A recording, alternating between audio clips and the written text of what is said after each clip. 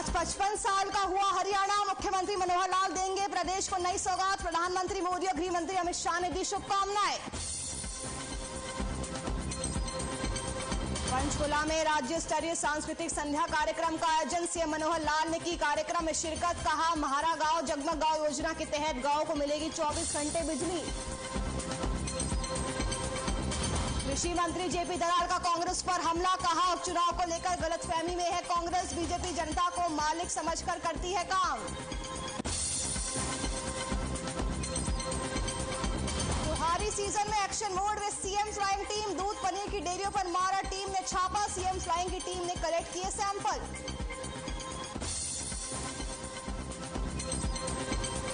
क्षेत्र में पुरुष पुलिस भर्ती परीक्षा को लेकर प्रशासन ने किए पुख्ता इंतजाम। शहर में भारी वाहनों की एंट्री पर लगाई रोक। 2 नवंबर को होगी परीक्षा।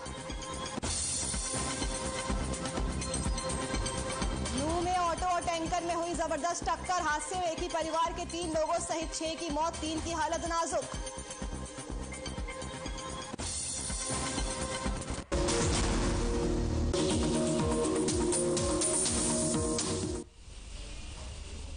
नमस्कार, हर खबर हरियाणा देख रहे हैं आप। मैं हूं आपके साथ नुपुर सक्सेना। रुक करते हैं खबरों का।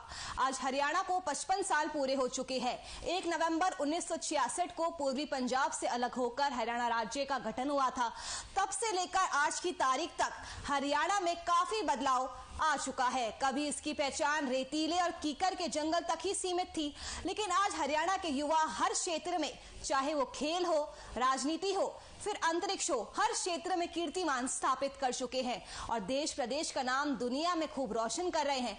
हरियाणा के स्थापना दिवस के मौके पर मुख्यमंत्री मनोहर लाल और पीएम मोदी ने प्रदेशवासियों को शुभकामनाएं भी दी है।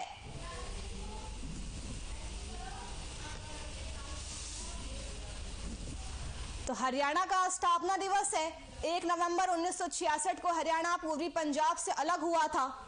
तब से लेकर आज की तारीख तक हरियाणा में काफी सारे सकारात्मक बदलाव देखने को मिले हैं।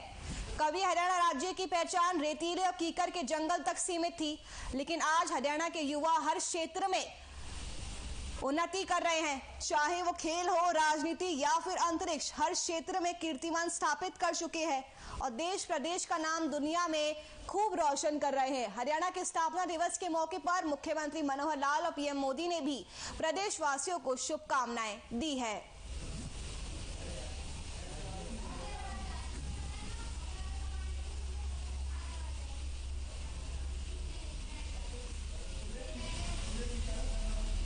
पंचकुला में हरियाणा दिवस की पूर्व संध्या के मौके पर कार्यक्रम का आयोजन किया गया। आपको बता दें कि आज हरियाणा का स्थापना दिवस है। पंचकुला के सेक्टर 5 स्थित इंद्रधनुष ऑडिटोरियम में आजादी के अमृत महोत्सव की श्रृंखला में राज्य स्तरीय सांस्कृतिक कार्यक्रम किया गया, जिसमें मुख्यमंत्री मनोहर लाल ने बतौर मुख्य अतिथि शिरकत की। सीएम समेत कार्यक्रम में हरियाणा के विधानसभा स्पीकर ज्ञानचंद गुप्ता भी मौजूद रहे। वह सांस्कृतिक संध्या का शुभारंभ मुख्यमंत्री ने परंपरागत दीप प्रज्वलित करके किया। इस अवसर पर मुख्यमंत्री ने सांस्कृतिक कार्यक्रमों की प्रस्तुति देने वाले कलाकारों को 1100 रुपए देने की घोषणा की। इस दौरान सीएम ने कहा कि हरियाणा के मुख्यमंत्री, उन्होंने ये कहा, 1 नवंबर हरियाणा दिवस के अवसर पर म्हारा गांव जगमग गांव योजना के अंतर्गत प्रदेश के 5485 गांवों को 24 घंटे बिजली की आपूर्ति की जाएगी। बाकी 1000 गांवों को भी जल्द ही इस योजना के तहत शामिल किया जाएगा।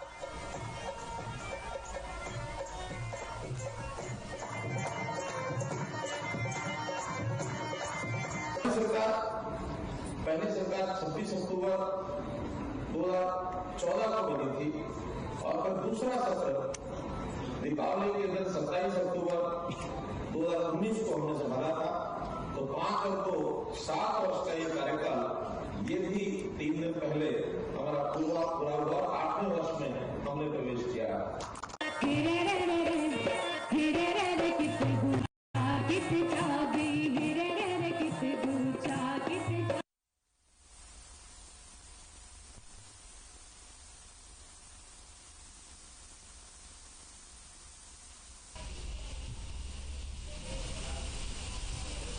हरियाणा के कृषि मंत्री जेपी दलाल अपने आवास पर जनता दरबार लगाकर लोगों की समस्याएं सुन रहे थे।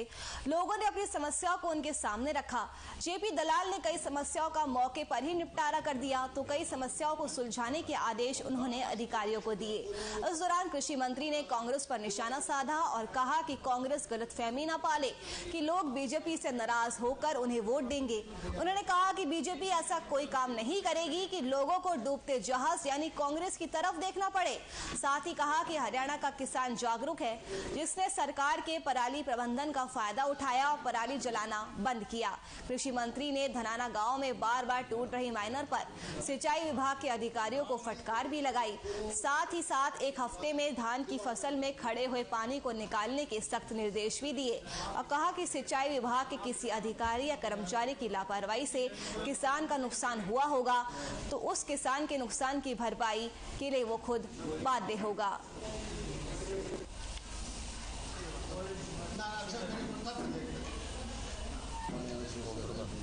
हरियाणा सरकार ने पराली प्रबंधन के लिए बहुत सारी योजनाएं बनाई है। हमने पराली कंज्यूम हो उसके लिए यूनिट लगवाई हैं, गैस के प्लांट लगवाए हैं, पावर के प्लांट लगवाए हैं। इंडियन ऑयल ने एथेनॉल का प्लांट भी लगाया है जो चालू हो जाएगा। 3-4 दिनों की पराली तो वो अकेला ही कंज्यूम कर लेगा। और जो बेलर दिए हैं, कल ही मैं आया था चंडीगढ़ से, यहाँ पर रास्ते में देखता आया हर जगह हर खेत में गांठ बना रखी है। और किसान भाइयों को समझ में आ गया कि भाई जो पराली से उसको आमदनी भी हो सकती है और 1000 रुपये प्रति एकड़ के हिसाब से सरकार देती है। पराली उसकी बिकती भी है और उसको ये भी पता है कि जो पराली में अगर आग लगाते हैं तो जो मित्र जीव हैं वो मर जाते हैं, धरती की उर्वरा शक्ति कम हो जाती है।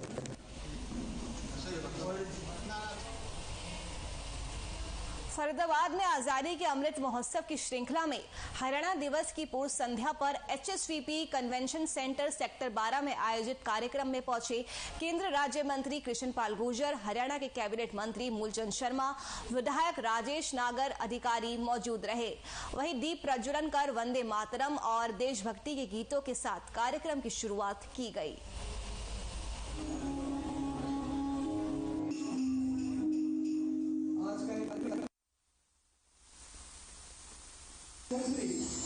भारत सरकार को एकता और अखंडता के लिए हमेशा अपना जीवन समर्पित किया और तो और हजारों लोगों को भारतीय एकता राष्ट्रीय प्रेम से जोड़ा।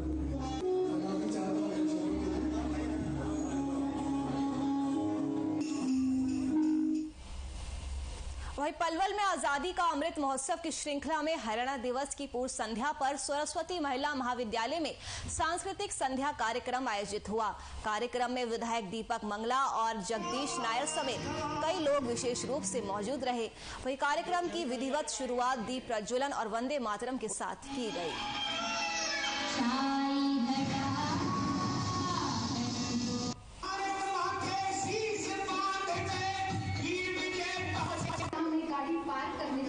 हो जाते हैं। आप सभी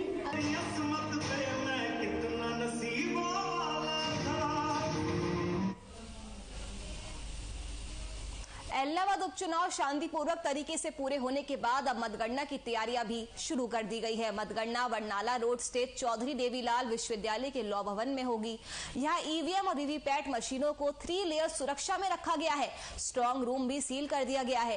पहली पंक्ति में पैरामिलिट्री फोर्स, दूसरी पंक्ति में HAP और तीसरी पंक्ति में हरियाणा पुलिस के जवान तैनात किए गए हैं। इसके साथ ही विश्वविद्यालय के मुख्य द्वारों पर भी फोर्स को तैनात किया गया है। BSF की कंपनी को रिजर्व भी रखा गया है ताकि जरूरत पड़ने पर उसे भी तैनात किया जा सके। बताते चले कि मतगणना 2 नवंबर को सुबह 8 बजे शुरू होगी। राजनीतिक पार्टियों के प्रतिनिधियों को 2 घंटे पहले मतगणना केंद्र में एंट्री दी जाएगी। मोबाइल, बेल्ट, कॉपी पेन और दूसरे इलेक्ट्रॉनिक गैजेट्स मुख्य द्वार पर ही रख लिए जाएंगे। DSP राजेश चेची ने आगे जानकारी देते हुए ये भी बताया कि मतगणना को लेकर सुरक्षा के सख्त इंतजाम किए गए हैं। शांतिपूर्ण तरीके से मतगणना करवाने के लिए प्रशासन पूरी तरह से अलर्ट मोड पर है। मतगणना के समय केंद्र में पहुंचने वाले लोगों से उन्होंने सहयोग करने की भी अपील की है।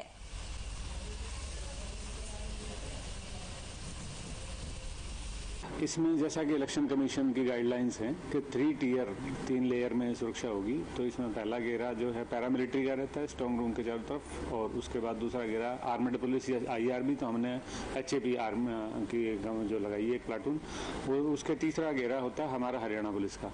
तो ये है। अब इसमें थोड़ा सा एक्स्ट्रा ये किया गया है कि गेट्स पे भी गार्ड लगाई गई है। तीनों जो गेट हैं जो हमारी यूनिवर्सिटी के, तीनों जगह गार्ड है, और एक पेट्रोलिंग के लिए राइडर और PCR भी चारों तरफ छोड़ी गई है। तो पुख्ता व्यवस्था की गई है। काउंटिंग में भी यही होगा जैसा हमेशा से CDLU में जब भी हम काउंटिंग करवाते हैं कि मेन गेट से ही आप मोबाइल फ़ोन, आपकी व्हीकल, गाड़ी जो भी बाहर छोड़ना पड़ेगा, और जो ऑथराइज्ड एजेंट हैं जिनको जो भी पार्टी के इंडिपेंडेंट लोगों के जो इलेक्शन कमीशन की तरफ से या डिस्ट्रिक्ट इलेक्शन ऑफिसर की तरफ से जिनको पास अलाउड होंगे वही आएंगे।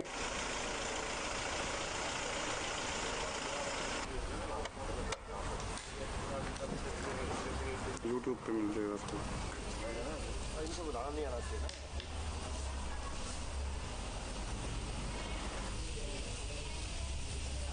इसी बीच रुक कर लेते एक बड़ी खबर का। बड़ी खबर आपको बता दें, सीधा सोनीपत से सामने आ रही है। सोनीपत से उस वक्त की बड़ी खबर, तेज रफ्तार का कहर एक बार फिर से देखने को मिला है। ट्रैक्टर ने छात्रों को कुचल दिया है। हादसे के बाद ट्रैक्टर चालक मौके से फरार हो गया है। पुलिस ने शवों को पोस्टमार्टम के लिए अस्पताल भेज दिया है और पूरे मामले की जांच में जुट चुकी है। तो सोनीपत से उस वक्त की बड़ी खबर, तेज रफ्तार का कहर देखने को मिला है। ट्रैक्टर ने छात्रों को कुचल डाला है। हादसे के बाद ट्रैक्टर चालक मौके से फरार हो गया है। पुलिस ने शवों को पोस्टमार्टम के लिए भेज दिया है और मामले की जांच शुरू कर दी है। पलड़ा गांव के पास ये पूरा हादसा हुआ है। तेज रफ्तार का कहर देखने को मिला है। सोनीपत से उस वक्त की बड़ी खबर, ट्रैक्टर ने छात्रों को कुचल डाला है और उसके बाद ट्रैक्टर चालक मौके से फरार हो गया है। पुलिस ने शवों को पोस्टमार्टम के लिए भेज दिया है। पलड़ा गांव के पास ये पूरा हादसा हुआ है। सोनीपत से इस वक्त की बड़ी खबर आप तक पहुंचा रहे हैं। तेज रफ्तार का एक बार फिर से कहर देखने को मिला है। ट्रैक्टर ने छात्रों को कुचल दिया है। हादसे के बाद ट्रैक्टर चालक मौके से फरार हो गया है। पुलिस ने शवों को कब्जे में लेकर पोस्टमार्टम के लिए अस्पताल भेज दिया है। ये हादसा पलड़ा गांव के पास हुआ है। सोनीपत में तेज रफ्तार का कहर एक बार फिर से देखने को मिला है। ट्रैक्टर ने छात्रों को कुचल दिया है और उसके बाद ट्रैक्टर चालक मौके से फरार भी हो गया। तो वही पुलिस ने शवों को कब्जे में लेकर पोस्टमार्टम के लिए भेज दिया है। यह हादसा पलड़ा गांव के पास हुआ है। पुलिस इस पूरे मामले की जांच में भी जुट चुकी है। ट्रैक्टर चालक इस हादसे को अंजाम देने के बाद मौके से फरार भी हो गया। पुलिस ने शवों को पोस्टमार्टम के लिए भेज दिया है। पल्ला गांव के पास ये हादसा हुआ है। सोनीपत से उस वक्त की बड़ी खबर से आपको रूबरू करवा रहे हैं। तेज रफ्तार का कहर देखने को मिला है। ट्रैक्टर ने छात्रों को कुचल डाला।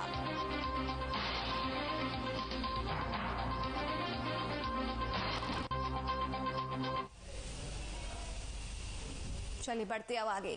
कुरुक्षेत्र पुलिस द्वारा जिले में 2 नवंबर तक चलने वाली पुरुष सिपाही की लिखित परीक्षा के लिए पुख्ता इंतजाम किए गए। इस दौरान शहर में भारी वाहनों की एंट्री बंद कर दी गई है। 2 नवंबर को पुरुष पुलिस सिपाही की लिखित परीक्षा शहर के विभिन्न परीक्षा केंद्रों पर होनी है। पुलिस अधीक्षक कुरुक्षेत्र द्वारा इस परीक्षा के संबंध में जारी आदेश अनुसार परीक्षा केंद्रों के आसपास पुलिस जवानों की ड्यूटी भी लगाई गई है।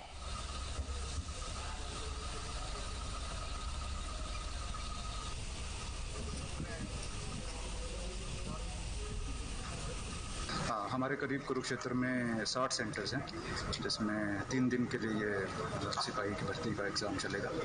और सुबह से सारे अफसर, हमारे सारे मुलाजिम काफ़ी सख्ती से इसमें अच्छी चेकिंग करते हुए, अच्छा लॉ एंड ऑर्डर मेंटेन करते हुए हम ये परीक्षा को संपन्न करवाएंगे, पूर्ण करवाएंगे। और अभी तक बहुत पीसफुली एग्ज़ाम चल रहा है और आशा है कि आगे भी 2-3 दिन तक ये अच्छे से एग्ज़ाम हम संपन्न करवाएंगे। झज्जर में कांग्रेस जिला मुख्यालय पर बादली के विधायक कुलदीप वत्स ने कार्यकर्ता सम्मेलन का आयोजन किया, जिसमें राज्यसभा सांसद दीपेंद्र सिंह हुड्डा भी पहुंचे। इस दौरान दीपेंद्र हुड्डा ने सरकार पर आरोप लगाते हुए कहा कि सरकार की गलत नीतियों की वजह से ही प्रदेश की मंडियों में किसानों की फसल पिट रही है। साथ ही दीपेंद्र हुड्डा ने दुष्यंत चौटाला पर भी निशाना साधा और कहा कि दुष्यंत ने कहा था कि किसानों को एमएसपी नहीं मिली तो वे त्यागपत्र दे देंगे। अब जब किसानों को एमएसपी नहीं मिली है तो उन्हें त्यागपत्र जल्द से जल्द दे देना चाहिए।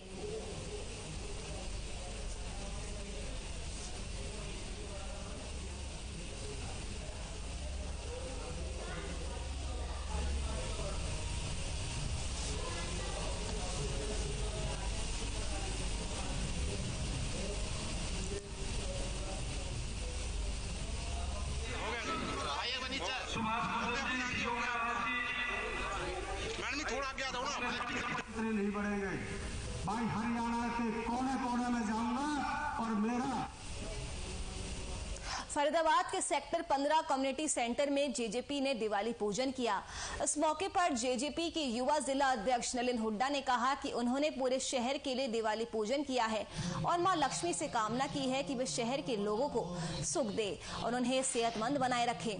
साथ ही उन्होंने कहा कि जेजेपी की टीम दुष्यंत चौटाला के नेतृत्व में समाज के लिए बढ़ चढ़ कर काम कर रही है। कोरोना में भी उनकी टीम ने बहुत अच्छा काम किया है, चाहे वो सैनिटाइजर्स का वितरण हो या फिर मास्क का वितरण, हर क्षेत्र में उन्होंने काम किया है।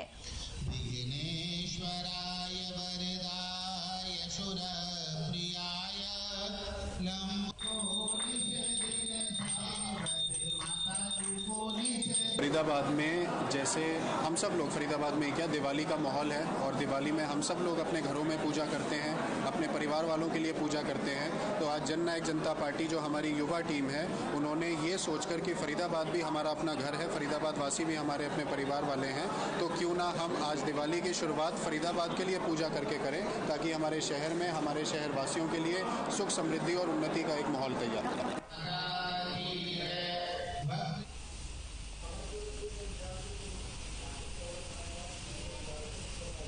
इसी बीच रुक कर लेते एक बड़ी खबर का। बड़ी खबर आपको बता दें सीधा कैथल से सामने आ रही है। कैथल से इस वक्त की बड़ी खबर सामने आ रही है, जहां पर डीएपी यूरिया से भरे ट्रक को पकड़ा गया है। किसानों ने ट्रक को पकड़ा है, तो इस वक्त की बड़ी खबर, ट्रक को पुलिस के हवाले भी कर दिया गया है। पुलिस ने कृषि विभाग को इस बारे में सूचना भी दे दी है। किसानों ने ट्रक को पकड़ा है। कैथल से इस वक्त की बड़ी खबर आप तक पहुंचा रहे हैं। डीएपी यूरिया से भरे ट्रक को पकड़ा गया है। किसानों ने ट्रक को पकड़ा है। ट्रक को पुलिस के हवाले भी कर दिया गया है। इस वक्त की बड़ी खबर, पुलिस ने कृषि विभाग को सूचना भी दे दी है। तो डीएपी यूरिया से भरे ट्रक को किसानों ने पकड़ा है। किसानों ने ट्रक को पुलिस के हवाले कर दिया है। तो वही पुलिस ने इस बात की सूचना कृषि विभाग तक भी पहुंचा दी है। तो इस वक्त की बड़ी खबर, कैथल से ट्रक को पुलिस के हवाले कर दिया गया है। किसानों ने डीएपी यूरिया से भरे ट्रक को पुलिस के हवाले कर दिया है। पुलिस ने इस बात की सूचना भी कृषि विभाग को दे दी है। डीएपी यूरिया से भरे ट्रक को पकड़ा गया है। किसानों ने इस ट्रक को पकड़ा है और उस ट्रक को पकड़कर पुलिस के हवाले भी कर दिया गया है। पुलिस ने कृषि विभाग को इस बात की सूचना दे दी है। इस वक्त की बड़ी खबर कैथल से आपको रूबरू करवा रहे हैं। डीएपी यूरिया से भरे ट्रक को पकड़ा गया है। किसानों ने ये ट्रक को पकड़ा है और उसके बाद ट्रक को पुलिस के हवाले कर दिया है।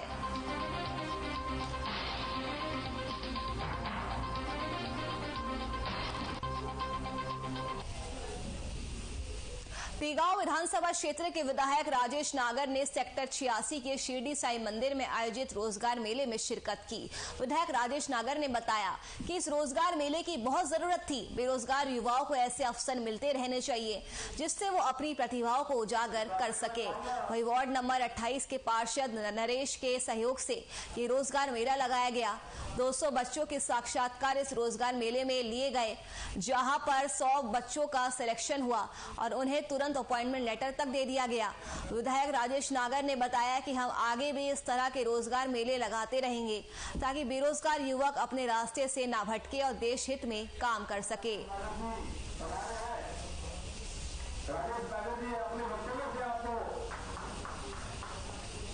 आज हमारे यहाँ के जो पार्षद हैं नरेश नंबरदार, उन्होंने एक रोजगार मेला लगाया है और यहाँ पर 200 से ज़्यादा लोगों के, बच्चों के, युवाओं के इंटरव्यू हुए और करीब 100 से ज़्यादा बच्चों का उसमें सिलेक्शन हो गया है और उनको रोजगार यहाँ से मिलेगा।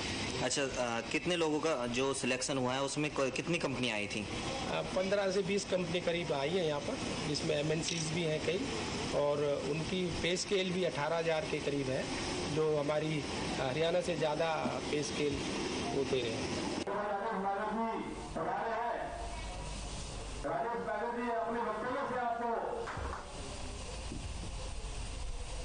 लोहारू हलके के सिवानी कैनाल के पंप हाउसों को दुरुस्त करने के लिए अधिकारियों को 50 से 60 करोड़ रुपए का एस्टीमेट बनाने के निर्देश दिए गए हैं। पंप सेट बदलने के बाद तोशाम और सिवानी क्षेत्र में पानी की आपूर्ति होगी, जिससे किसानों को भी फायदा होगा। वहीं बहल गांव से गला घोटू और मुंह खुर रोग के पशुओं के टीकाकरण की भी शुरुआत की।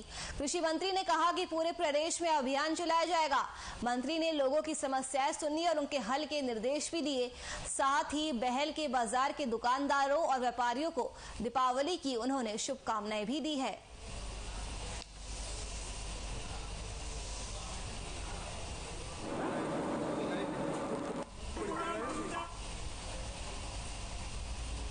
फरीदाबाद में आवारा पशुओं का आतंक रुकने का नाम ही नहीं ले रहा है। सड़क पर हर तरफ आवारा पशु घूमते हुए नजर आते हैं, जिससे लोगों को काफी परेशानियां हो रही है।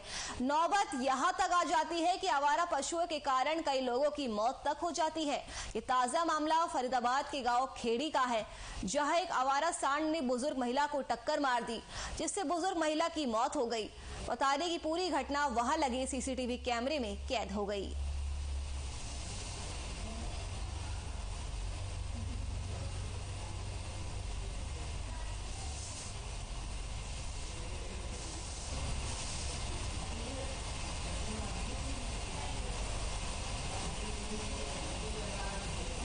दिवाली के त्योहार पर नकली मिठाइयों पर रोक लगाने के मकसद से खाद्य एवं सुरक्षा विभाग की टीम ने रविवार को पुन्हाना में चल रही दूध पनीर की डेयरियों पर सीएम फ्लाइंग के नेतृत्व में छापेमारी की। इस दौरान सीएम फ्लाइंग की टीम ने छापेमारी कर दूध, क्रीम और पनीर के सैंपल इकट्ठा किए, जिससे शहर में चल रही दर्जनों डेयरियों में हड़कंप मच गया और डेयरी संचालक अपनी अपनी डेयरियों को बंद करके भागने लगे।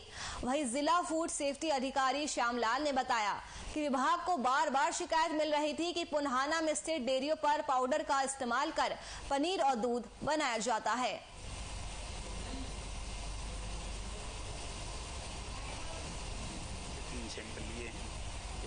की है मैं डिस्ट्रिक्ट फूड सेफ्टी ऑफिसर हूँ, सीएम फ्लाइंग के साथ आए हैं।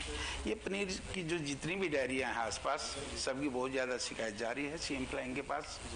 तो ये हमने यहाँ से 3 सैंपल लिए हैं, एक पनीर का है, एक क्रीम का है और एक दूध का है। और इससे पहले भी एक नसीम डेयरी है अपने पुन्हाना में ही, वहीं गए थे, वहाँ पे भी 3 सैंपल लिए सबने। देश का सबसे बड़ा त्योहार यानी दीपावली आने में अब कुछ ही दिन बचे हैं, लेकिन इस त्योहार पर सबसे ज्यादा प्रकाश फैलाने वाले मिट्टी के दीपक बनाने वाले कारीगर दियों की कम बिक्री से परेशान हैं। तो शाम में बड़े स्तर पर मिट्टी के बर्तन और त्योहार पर दीपक बनाने का काम कारीगर बड़े जोर शोर से करते हैं, लेकिन ग्राहकों की कमी और सुविधाओं के अभाव में इनका काम बहुत ही धीमी गति से चल रहा है। मिट्टी के दीपक बनाने वाले कारीगरों का कहना है कि सरकार की तरफ से उन्हें कोई भी सुविधा नहीं दी जाती है। यहाँ तक मिट्टी के बर्तन बनाने के लिए चाक और अन्य सामान भी सरकार द्वारा मुहैया नहीं कराए जाते हैं, जबकि अन्य कई राज्यों में चाक और अन्य सामान मुफ्त में कारीगरों को दिया जाता है।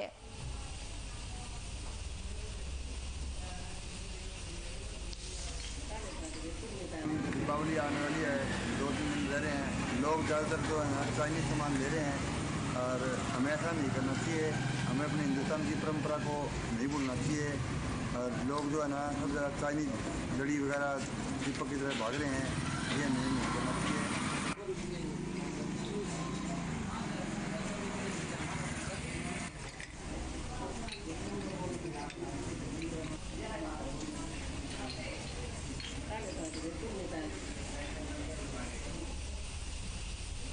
वहीं पंचकुला जिले के कालका के साथ लगते गांव टीपरा में कुछ बदमाशों ने एक युवक को बुरी तरह से पीटकर घायल कर दिया। बदमाशों ने युवक पर बेसबॉल के बैट और लोहे की रॉड से हमला कर उसे घायल कर दिया।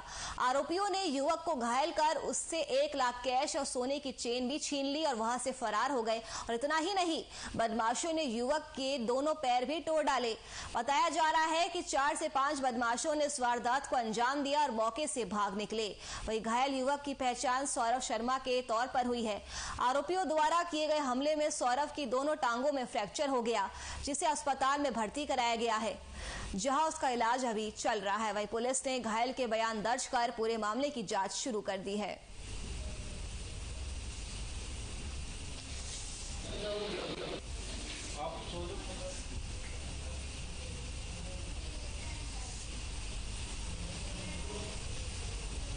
करनाल में तरावड़ी के पास नहर में एटीएम मशीन मिली है। ये ATM machine state bank of India की है।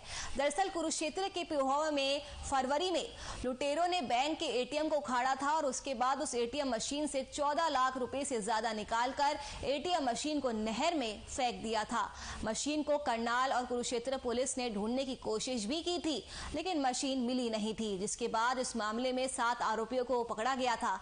आरोपियों ने बताया था कि हमने एटीएम मशीन को तरावड़ी के पास नहर में फेंक दिया था।